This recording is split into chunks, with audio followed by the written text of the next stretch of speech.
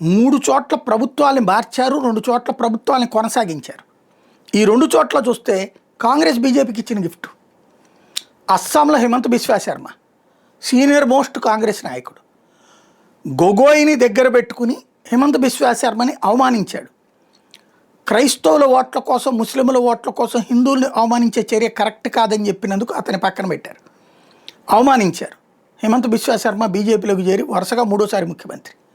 అదే గొగోయ్ సొంత నియోజకవర్గంలో ఓడిపోయాడు. అహోం సామాజిక వర్గంలో అత్యంత బలమైన నాయకుడు, అక్కడే బీజేపీ గెలిచింది. దాన్ని బట్టి అర్థం చేసుకోవాల్సింది అక్కడ పరిపాలనా దక్షత. రెండవది కాంగ్రెస్ పార్టీ ఇచ్చిన గిఫ్ట్ అనమాట. అక్కడ వాళ్ళు తిరస్కరించకపోతే ఆయన బీజేపీకి వచ్చేవాడు కాదు, అక్కడ బీజేపీ గెలిచేది కాదు. రెండవది వచ్చేటప్పటికి పాండిచ్చేరి కాంగ్రెస్ పార్టీ పక్కన పెట్టబట్టినే కదా రంగస్వామి గారి పార్టీ పెట్టింది. దాంతోనే కదా భారతీయ జనతా పార్టీ కలిసి పొత్తు పెట్టుకుని మరోసారి అధికారంలోకి వచ్చింది పాండిచ్చేరిలో. అక్కడ కాంగ్రెస్ పార్టీ ఆయన సరిగ్గా చూసుకుని ఉంటే అధికారంలోకి ఎందుకు వస్తుంది? మూడవది బెంగాల్లో కాంగ్రెస్ పార్టీ సరిగ్గా చూసుకుంటే మమతా బెనర్జీ బయటికి ఎందుకు వస్తుంది? ఆ కాంగ్రెస్ ద్వారానే ఆవిడ అలవాటు చేసుకోవడం వల్లనే కదా అక్కడ భారతీయ జనతా పార్టీ వాళ్ళ అధికారంలోకి రావడానికి కారణమైంది. ఇక్కడ అధికారాలు నిలపడానికి కాంగ్రెస్ నాయకులు కారణమయ్యారు ఇందులోకి వచ్చి.